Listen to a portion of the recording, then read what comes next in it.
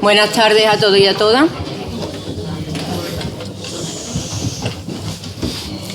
Seguimos con la jornada de memoria histórica y democrática que acabamos de comenzar. Y esta segunda mesa estará formada por Alfonso Martínez Foronda, Fran Matute y una servidora que es Encarni Ojeda.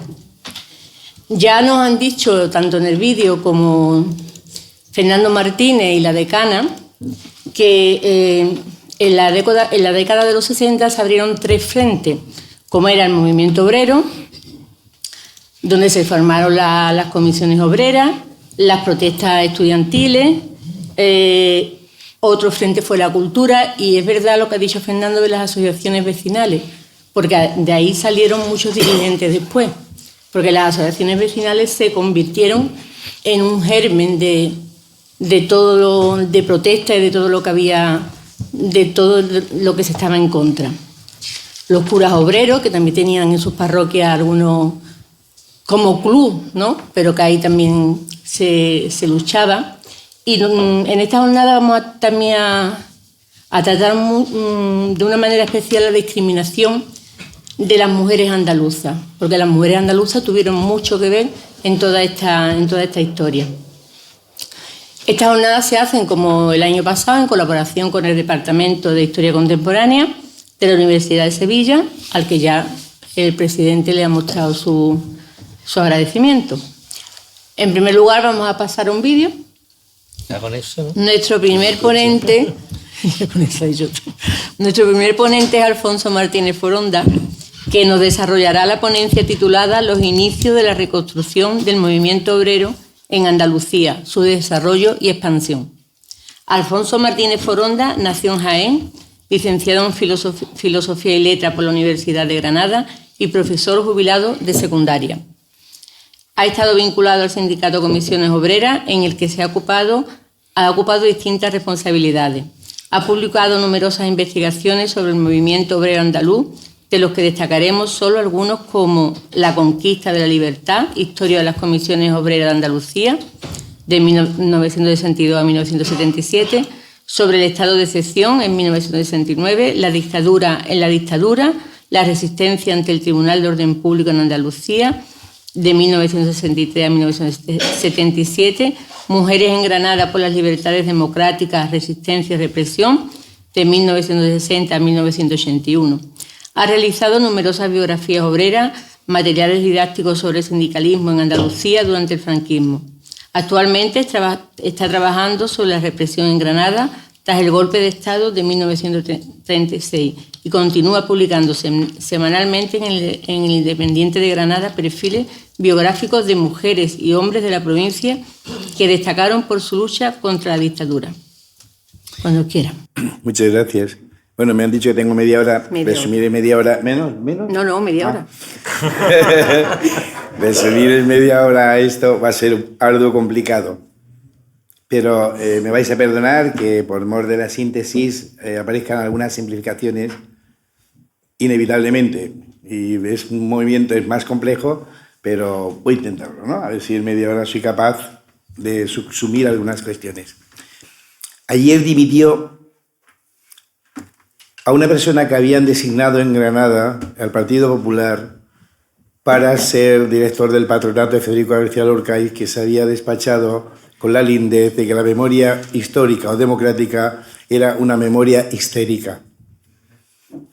Lo han hecho dimitir por la presión que hemos ejercido, muchos que hemos firmado, y yo creo que también por la decisión de Laura de los Ríos, que finalmente ha desistido, de que no podía estar en un lugar donde una persona como esa denostaba la figura de su familiar. Antes de ayer, yo soy de Villacarrillo, de Jaén, de un pueblecito que está al lado de Cazorla, conmemoramos el aniversario del asesinato de Luis Javier Benavidez Orgaz, que fue uno de los 5 abogados laboralistas que fueron acribillados por la extrema derecha en Madrid el día 24 de enero. Perdona que me emociono un poquito porque con él tuve muchas relaciones personales, con Luis Javier en mi pueblo, ¿no? Bueno, no quería decir eso. Y Lo celebramos en mi pueblo, en Villacarrillo. Fueron 70 alumnos de segundo bachillerato. Sabéis que casi nadie conocía a Luis Javier. Pero no quería decir solo eso, que también, sino que por primera vez después de 47 años fue toda la familia por primera vez a un monolito que le hemos hecho allí, la gente de izquierdas, por desgracia, porque me gustaría que fuéramos todos, que pone a Luis Javier Benavides a hacerle un ramo de flores. 47 años más tarde es la primera vez que toda la familia... ¿Sabéis quién era Luis Javier? Era un cristiano que trabajaba en las asociaciones vecinales y abogado laboralista del PC de comisiones, porque en esa época era compatible, y ahora y sigue siéndolo ahora, compatible ser cristiano y ser marxista. A él lo sacaron del cortejo fúnebre, digo por los jóvenes. A los otros 4 se hizo un cortejo fúnebre por Madrid con 200 o 300.000 personas en un silencio absoluto y atronador que fue, yo creo, muy importante para que Suárez en ese momento reconsiderara la posibilidad de que se legalizara el Partido Comunista. Porque entendió que ese partido, que era el partido, ahora algo diré de eso, sabía lo importante que era para nosotros no entrar en ningún tipo de provocación. A Luis Javier lo sacaron del cortejo, su familia, y no quiso ni que siquiera la gente que éramos amigos suyos pudiéramos celebrar, yo que era ateo, y sigo siéndolo con respeto a los que sois creyentes, un funeral en su pueblo porque él era cristiano. Esa imagen del otro día me recordaba, me decía, qué complicado que es todo esto. Cómo todavía, casi medio siglo más tarde, yo me tenga que alegrar de que por primera vez la familia reconsidera que se puede sentir orgullosa de ese chico. ¿Sabéis quién era Luis Javier? Nada más y nada menos que el nieto de Orgaz, el teniente general de Canarias que había dado golpe de Estado con Franco. Qué vida, ¿verdad? Lo habían asesinado a los suyos propios. Ese partido decía lo siguiente, y voy a empezar por ahí, en el año 1956. Sobre todo me dirijo a los jóvenes para que oigáis bien las palabras, ¿eh? Estas palabras, y a ver a qué os suena esto de hoy. Crece en España una nueva generación que no vivió la guerra civil, que no comparte los odios y las pasiones de quienes en ella participamos. Y no podemos, sin incurrir en tremenda responsabilidad ante España y ante su futuro, hacer pesar sobre esa generación las consecuencias de hechos en los que no tomó parte. Estoy resumiendo mucho, pero otro que es muy importante. Nosotros entendemos que la mejor justicia para todos los que han caído y sufrido por la libertad consiste precisamente en que la libertad se restablezca en España. La idea de que cualquier cambio podría acarrear la repetición por parte de las fuerzas democráticas contra sus adversarios de las atrocidades que Franco ha cometido contra ellas es falsa e infundada.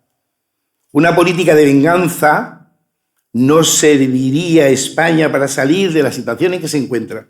Lo que España necesita es la paz civil, la reconciliación de sus hijos, la libertad. Y en la actualidad, frente a todos los discursos de odio que se fomentan desde un tiempo a esta parte con una intención. Eso fue una declaración del Comité Central del Partido Comunista de España de 1956. Muy rápido. Vamos a ver. Como hay aquí algunos profesores, si alguna vez, ahora cuando terminemos me tenéis que corregir, lo hacemos. Yo creo que muy rápidamente podemos decir que después de la Guerra Civil viene la cárceles, exilio, fusilamientos masivos, etcétera. Luego intentos de reconstrucción de las organizaciones progresistas del Frente Popular en los años mediados los 40, una falsa expectativa de que España podría, después del triunfo de la Segunda Guerra Mundial de los aliados, podría caer el régimen. Hay una reconstrucción, intento de reconstrucción de las organizaciones del Frente Popular y hay un montón de caídas del 46, 47, finales de los 40. por muchos motivos. La policía estaba infiltrada, pero también porque la gente que salía de la cárcel salía quemada y era muy fácil seguirlos en los pueblos, y un intento de reconstrucción de la guerrilla, que como sabéis, a principios de los 50, en el 52, la agrupación guerrillera de Almería-Granada cae, los últimos, y hay un reino del silencio. Un reino del silencio. Pero yo creo que el fracaso del capitalismo español y el fracaso de la autarquía obliga al régimen, por presión internacional del Fondo Monetario Internacional y otras instancias, a que tiene que adaptar y hacer un marco jurídico legal que permita y que tenga encaje con los futuros planes de estabilización que va a plantear el régimen, que se va a conocer luego como desarrollismo. Y es algo que es fundamental para entender el desarrollo, el nacimiento, la reconstrucción del movimiento obrero, su desarrollo y su consolidación, y por supuesto las consiguientes represalias que surgen a raíz de esa recomposición y cómo el régimen se adapta, ya lo veremos si llego al top, para seguir reprimiendo. Y hay una ley que surge a partir de 1958, el 24 de abril de 58, creo recordar, que es la ley de convenios colectivos. Esa ley de convenios colectivos, no porque hubiera un convenio colectivo como ahora, porque no había elecciones sindicales como ahora, en libertad, pero era un resquicio por donde colarse, por donde filtrarse, era una palanca para la movilización. Y el primero que empieza a darse cuenta de esa posibilidad es el PC. Insisto, el PC. Nada más. Nos guste o no nos guste. Pero luego la UGT se reconstruye a partir de los 70, del 70 y aquí en Sevilla y no en todos sitios. Y el PC se da cuenta que esas posibilidades existen y se plantea la posibilidad de que sus militantes y otra gente, entre ellos cristianos comprometidos, siempre estamos hablando de movimientos cristianos como JOP, OA, etcétera, participen en las elecciones sindicales. Algunos de forma muy embrionaria en el 53. La siguiente tanda de las elecciones sindicales es en el 57, ¿vale? Y en esas aparecen personas del PC, pero otras comprometidas, fundamentalmente con movimientos cristianos, que usan los instrumentos que le da el régimen. Hay una palabra que me gustaría aclarar. Nunca nuestros dirigentes históricos, este es Eduardo, pero nuestros dirigentes siempre han rechazado eso de infiltrarse. Ahora explicaré por qué. No, ya veremos que no. De infiltrarse, clandestinos, no. Usan esa palanca. Claro, y a partir de ahí empiezan a plantear dentro del sindicato franquista del Vertical sus reivindicaciones de forma más o menos precaria, de forma muy deslavazada. Estamos en una dictadura, no hay posibilidades de organizar nada, de tener nada, pero se van creando mallas de organizaciones, de relaciones interpersonales que posibilitan que determinados colectivos empiecen a plantear algunas batallas al Vertical. Hay un fenómeno excepcional en Andalucía y en España, que es las luchas del Marco de Jerez. En el Marco de Jerez, desde el año 55-56, los viticultores usan de forma muy profusa el sindicato vertical. Pero todavía no son comisiones obreras, ¿eh? Es uso del sindicato vertical, pero con técnicas centrales que venían incluso de la época de la República, con la CNT, de reuniones de amigos, que van, yo lo cuento de otra manera mucho más rápido, pero esas luchas van a posibilitar que empiezan a tener conquistas salariales y algunas conquistas sociales de una forma rapidísima, muy rápida, y que ponen de rodillas a los Osborne, a los Terry, a los Jerez, esto que está pasando aquí, pero es el uso del sindicato vertical. Todavía no han conformado una organización estable. Y esas luchas, era el uso profuso, le llamaban incluso a los niños del vertical. Pero eso es en los años 55 a los 60, 62. Luego los capitalistas del Marco se dan cuenta cómo pueden vencerlos y le van a crear otras dificultades, pero a partir del año 61. Eso lo explica muy bien Posadas en una investigación magnífica, y es que porque estos eran trabajadores eventuales, no hacían huelga. No hacían huelga, es decir, que no iban al trabajo, por tanto no los podían sancionar. Y se dieron cuenta de eso y dijeron, bueno, mañana no vamos a trabajar. Y cuando llegaban las labores complicadas, como el sulfatado y otras, pues no iban. Y claro, no podían sancionarlos, porque no hacían huelga. ¿Me explico? No sé si estoy explicando. No eran trabajadores fijos, luego no podía haber despedidos. y aprovecharon ese resorte. Pero la patronal, que siempre es maldista, dice, vamos a hacerlos fijos. Y le hacen una propuesta para hacerlo fijo. Y dijeron, no, nosotros no queremos ser fijos. Qué paradoja. No, porque sabían que si lo hacían fijos, dependía del patrón y la huelga era ilegal.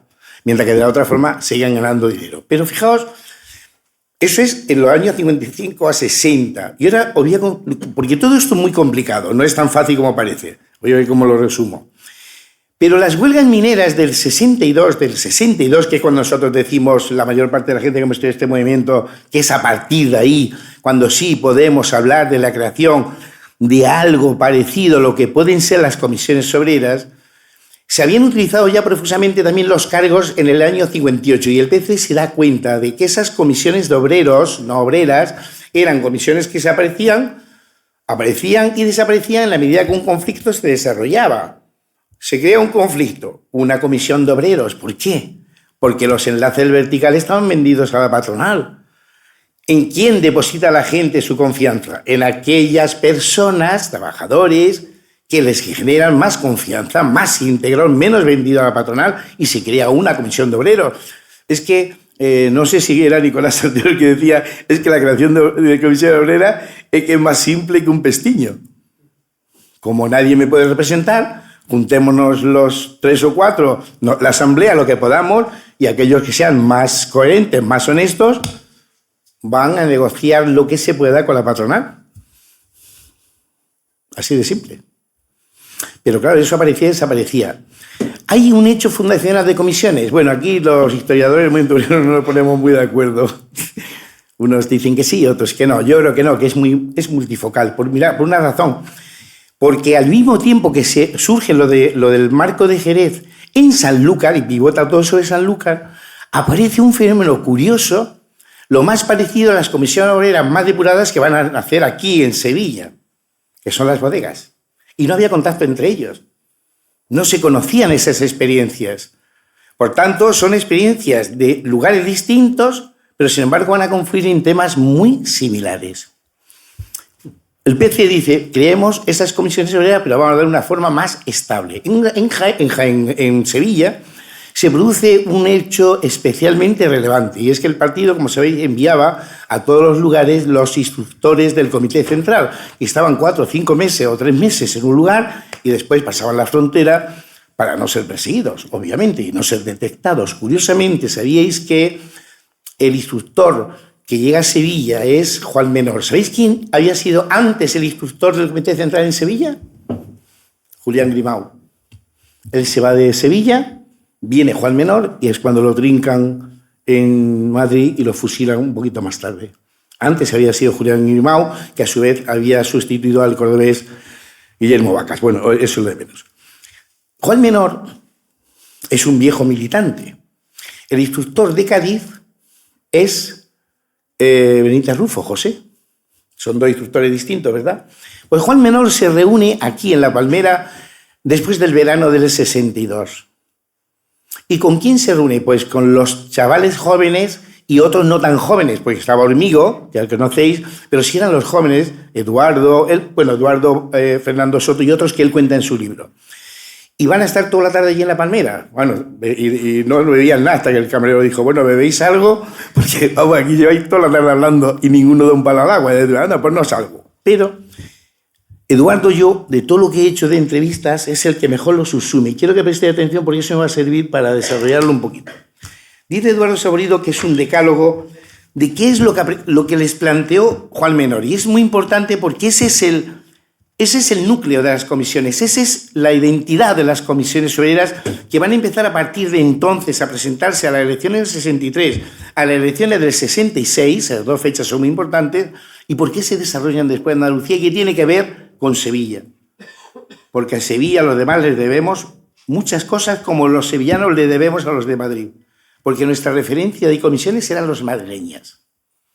La que se reunía en el Círculo Manuel Mateo, con Marcelino, Julián, Sartorius. Esas eran nuestras comisiones, nuestras referencias, ¿no? Y dice Eduardo, le estuvo hablando de qué había pasado en las huelgas mineras, qué es lo que habían aprendido en las huelgas mineras. Pero digo, Juan Menor, que es el que viene a Sevilla, pero no Benítez Rufo. Y ahora diré por qué. Dice, nos enseñó, 1, que había que acabar con la clandestinidad. Esto es muy importante porque el PC, a partir del 57-58, crea un sindicato, un pseudo sindicato que le llamó la OSO, la Unión Sindical Obrera, pero un sindicato clandestino, que no puede ser referencial de los trabajadores, y fue un fracaso. Lo primero que aprenden es que con las huelgas mineras hay que dar la cara. Es decir, no podemos ser clandestinos, lo cual no quiere decir que fueran por la vida con el pecho descubierto, pero sí tenían que ser referencia inexcusable de sus compañeros o compañeras en el centro de trabajo. 2, que había que dirigirse a la gente y plantearle sus problemas directamente. Eso de vamos a acabar con Franco, no. Fernando Soto lo decía muy bien en su libro. Decía Fernando, cuando un trabajador termina una asamblea y se va para su casa, si en el trayecto él, haciendo cuentas, sabe que lo que hemos pedido es imposible, no vamos a contar jamás con él. Pero si yendo para su casa cree que es posible, lo podemos tener. El pragmatismo. 2, que había que tratar de hacer asambleas en los tiempos de descanso del bocadillo, porque entonces no se podían hacer asambleas, porque todo está aprovechar cualquier minucia, cualquier momento, cualquier lugar para poder hablar con los compañeros. Dice, en todos los centros de trabajo donde tuviéramos presencia, que había que ir al vertical y presentarse a las elecciones sindicales para copar todos los puestos que pudiéramos. Ir al vertical, no infiltrarse, porque infiltrar tiene una connotación clandestina, no. Ir al vertical y presentarse en el vertical con nombres y apellidos. Claro, no ponía aquí una pegatina de comisiones obreras, pero todo el mundo sabía quiénes eran. Que había que utilizar esos puestos para defender los intereses de los trabajadores y que bastaba ya de esconderse. Y, por supuesto, eso no quitaba que el partido conservara con cuidado la necesaria estructura clandestina para evitar los zarpazos de la policía. Esa característica del nuevo movimiento obrero lo hace distinto. ¿Por qué es distinto? Porque representa a una clase, a toda la clase. Aunque es verdad que sus dirigentes eran del partido, la mayoría, pero las comisiones obreras tenían vocación de representar a toda la clase. Y la clase es plural. La clase siempre es plural. Lo era y lo es y lo seguirá siendo. Y debe serlo. Aprovechan esa instancia y se van a presentar a las elecciones del 63. Pero claro, vosotros pensáis, sobre todo la gente joven, porque los que estáis aquí mayores ya lo habéis hecho. Y más lo que habéis estado en la dictadura. ¿Esto cómo se hace? Pues hay que hacer un censo. ¿Quién va al censo? ¿Cómo se iba al vertical? Allí todo el mundo sabía quién era todo el mundo. Hay que hacer un censo, recorrer las empresas. No hay horas liberales, no hay horas sindicales, no hay tiempo libre. Todo se hace desde el máximo del voluntarismo militante. Después hay que hacer un seguimiento de las elecciones. En la estructura del vertical, que es muy complicado y que aquí no viene al caso, estaba la sección social y la sección económica. La social la de los trabajadores y la económica la de los empresarios, en el mismo sindicato, ¿no? Pero claro, hacer ese seguimiento era muy complejo. ¿En dónde? Pues fundamentalmente las grandes empresas, medianas y grandes, en un lugar atomizado donde hay empresas muy pequeñas, imaginaos Jaén, Granada, Almería, que 4 empresas, no hay grandes empresas, es muy complicado, imposible. ¿Dónde? Pues las grandes empresas donde hay una estructura, donde incluso hay una pequeña estructura más o menos importante del PC. En las demás era muy complicado. Bien, pues en las elecciones del 63 se van a producir algunos avances, se van a conquistar, por ejemplo, 9 representantes en la sección social, de 45, creo recordar que eran.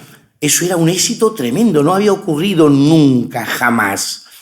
Claro, a partir de ahí, de las elecciones del 63 hasta el 66, ellos van a hacer algo que es muy importante, y es hacer praxis. Esto no es ningún teorema de Pitágoras universitario. Los trabajadores tienen praxis, es decir, ensayo y error. Y van a empezar a hacer cosas porque tienen necesidad de conquistar.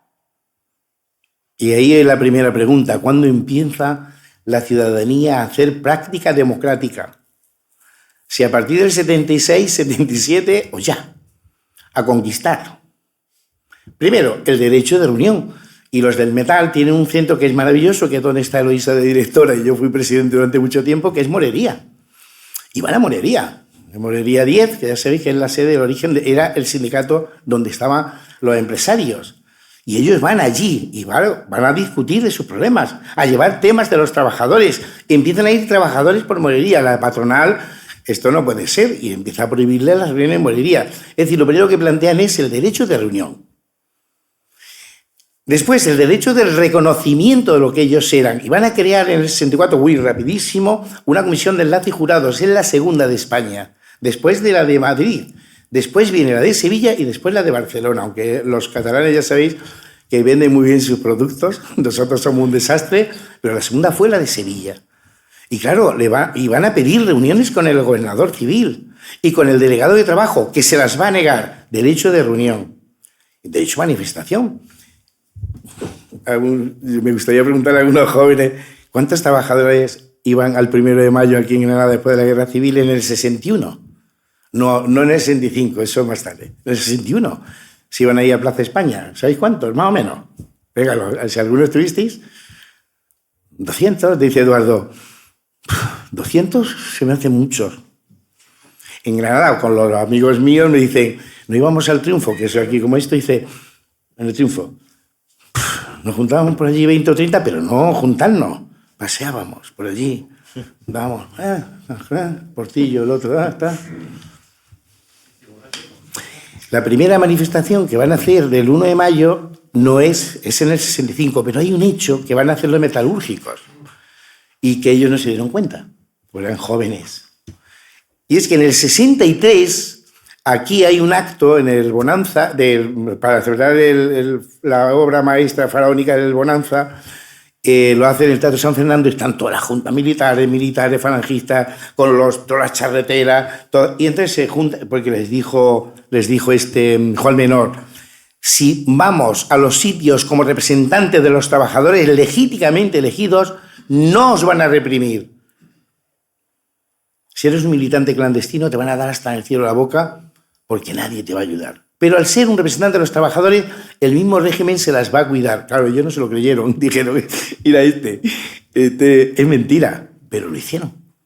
Y eligieron que Hormigo en ese acto tenía que dirigirse a Solís, que había ido allí, y le dijo, al terminar, esto lo cuenta muy bien Eduardo en su libro, que yo no sé si hay en el Morería, yo no sé cómo va esto, pero cuenta muy bien, y dice, señor ministro, ¿usted tiene? Pues yo, y cuenta Eduardo que ellos allí, los dos chavalillos, ¿no? Menos Hormigo, que era el mayor, las canillas les temblaban, acojonados, todo lleno de falangistas, fascistas, militares, imaginaba yo allí delante, acojonadicos vivos. Señor ministro, ya se lo echaron para adelante y le dijo eso de, es que el señor delegado de trabajo no nos deja reunirnos en Morería. Y el ministro, ¿eso cómo puede ser? Y entonces, como era muy bravucón y muy bocazas, como buen populista que era, dijo, el año que viene vendré, y si es verdad lo que dice, o a él eso, o a vosotros, os cuelgo en esa lámpara. Se fueron echando hostias, pero no le hicieron nada. El derecho de reunión. Y en el 65 convocan, el 1 de abril, claro qué fecha, no se habían enterado, un plante de 1, 2 o 3 minutos donde se pudiera en el metal. Un plante para ver las fuerzas. Es decir, el movimiento se mide en su propia responsabilidad, pero también en su propia fortaleza, lo que se llama la acumulación de fuerzas. Por tanto, hacen ese plante. Claro, es muy asimétrico. Y solo en Sevilla, en el resto no hay absolutamente nada. Había habido movilizaciones en Sevilla, concretamente en Saca, en Isa. Bueno, esas no las cuento porque sería muy largo. Sí las había habido, pero por primera vez todo un sector. Y a partir de ahí se van organizando otros sectores que van yendo a Morería, van a aprender Morería, el transporte, los panaderos, una serie de sectores. Y llega la elección del 66 con el eslogan Vota al Mejor. Esa elección del 66 y Vota al Mejor era el eslogan del ministro, de Solís, del régimen, y se aprovechan. Pero antes, los sevillanos. Y aquí está uno, que es Paco Acosta, yo ya no sé dónde está. Paco está allí, pero Paco Acosta, Jaime Montes, Eduardo, Fernando y otros, ¿no? Pero hay un núcleo que empiezan a ir a algunas provincias para organizar las elecciones sindicales del 66. Pues la gente no sabe cómo se hace eso. ¿Cómo se hacen unas elecciones? ¿Dónde vamos? ¿A dónde tenemos que ir? ¿Quién nos da el ascenso? ¿Con quién hablamos? Es muy complicado. Esto es un camino de espinas, ¿eh? Esto no es fácil, esto se escribe en un libro muy fácil, pero es tremendamente complicado. ¿Quién le facilita los contactos? ¿Sobre el partido? ¿Quién le va a facilitar el contacto? ¿No? No hay móviles, no hay contacto, no hay agendas, no hay nada. el partido, pues en tal sitio, habla con fulanito, un periódico tal, esta la contraseña, allá que te coge el coche, tira con un coche que debe algún compañero que conduzca. ¿Quién paga eso? ¿Cómo se paga? El tiempo, la familia, la dejas, ¿dónde va? Todo esto es muy difícil. Empiezan a hablar con unos, con otros, se van creando grupos embrionarios en distintos sitios. Y nos presentamos a las elecciones del 66. Ese es el salto cualitativo de comisiones en toda España. En toda España. En unos sitios más y en otros. Claro, todo esto muy asimétrico. En Andalucía, pues en Sevilla hay una cosa organizada. Es el movimiento mejor organizado. Después, posiblemente, Málaga, Córdoba. Almería, Jaén, era un desastre. No hay nada. En Jaén, digamos que empieza a andar en torno al 72-73. En Huelva, el 70-71. En el resto, con muy refractario, Córdoba un poquito más y Málaga. Es decir, esto es un territorio muy amplio y muy difícil de organizar. Pero esas elecciones suponen un salto cualitativo en 5 provincias al menos. Si se conquistan las secciones sociales, el metal, en la construcción en Granada, no sé si tú llegaste a conocer a Emilio Cervilla Alonso, que tiene una vida, que eso es, yo cada vez que la leo, no entiendo cómo ver gente así, o ya se murió el hombre, bueno. Se conquista la sección social en el metal se conquista también, en Málaga el metal, aquí se conquistan varias secciones, en fin, se conquistan varias secciones sociales y se empieza a organizar y a extender. ¿Cómo se organizan? Primero hay que ver una organización nacional. Se hace la primera asamblea, si no recuerdo mal, nacional, se hace en Madrid en el verano del 67. Pero como había que desarrollar y organizar y consolidar el movimiento, se emula esa organización y se traslada a Andalucía, donde aquí en Sevilla, quiero recordar que fue el 9 o el 10 de septiembre de ese mismo año, del 67, y se hace una asamblea y vienen compañeros de Córdoba, de casi toda Andalucía, excepto uno de Jaén que venía por el PP y el hombre no sabía de dónde estaba, pero el resto sí. Y vienen aquí, cuentan muy bien cómo se daban vuelta y más vuelta, los mareaban. Lo hicimos en casa de Adolfo Cuéllar. Porque hay que decir que el movimiento, desde el 64, 65, 66, empieza a descubrir y a averiguar y a pensar que hay que hacer nuevas alianzas. Por supuesto, con el movimiento cristiano, pero alianzas también con el movimiento cultural y con los abogados laboralistas. Y fijaos qué cosa más importante y curiosa. Se crean las primeras comisiones cívicas que se emula aquí en Sevilla y en Málaga. Una comisión cívica, ¿sabéis lo que era? Era la plataforma originaria de lo que van a ser después las plataformas de oposición al régimen. Porque están abogados, profesores, algunos pintores. Es decir, es la suma de las fuerzas de la cultura y el trabajo. Muy embrionaria, ciertamente, muy raquítica, pero se empieza a vehicular todo eso. Por eso la primera reunión de esto se hace ya, se hacen las comisiones cívicas y se hacen todos los despachos laboralistas y se crean movimientos cada vez mayor. El 1 de mayo del 68 ya es un mayo mucho más fuerte, mucho más grande en Sevilla, en Granada, en Málaga, y hay muchas detenciones. Como consecuencia de todas las movilizaciones, que son muchas, se decreta el primer estado de excepción. Muchas veces cuando yo le digo a los chicos, ¿sabéis lo que es un estado de excepción? Es la desaparición del habeas corpus. Te trinca la policía durante el tiempo que dura el estado de excepción y estás en comisaría, te pueden hinchar a hostias y no te salva ni Dios. Eso es un estado de excepción. Como decía Nicolás, es una vuelta de tuerca, es la dictadura en la dictadura. El del 69 fueron 12 obreros de Sevilla, pero también fueron 10 estudiantes de Granada, 5 de Málaga, los que fueron confinados.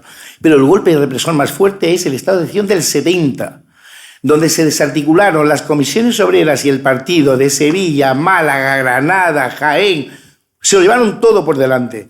Y además en Granada tenéis un señor que no os debéis olvidar, que es Antonio Juan Creis, que luego presumió de que él había detenido a Fernando Soto y a Eduardo Sabodio. Es mentira. En esa detención Fernando se fue a París y Eduardo estuvo escondido aquí organizando comunas. Pero él, ante Martín Villa, se puso esa medalla en el año 74 por otras razones. Y Comisiones Obreras se desarticuló, pero volvió a resurgir. ¿Por qué resurgían las comisiones después de ser desarticuladas? Porque había echado muchísimas raíces en el movimiento obrero, pero con muchos altibajos. En Granada murieron 3 trabajadores en la huelga de la construcción y 70 y tantos heridos de bala. Estuvimos 3 años en la miseria, pero volvieron a resurgir. Comisiones fue, termino, el núcleo esencial del movimiento antifranquista. De cada 100 sentencias del top, 71 fueron del movimiento obrero, 22 del movimiento estudiantil y el resto de otros. ¿Vale? Esa es la radiografía más exacta de quien protagonizó la lucha contra el franquismo.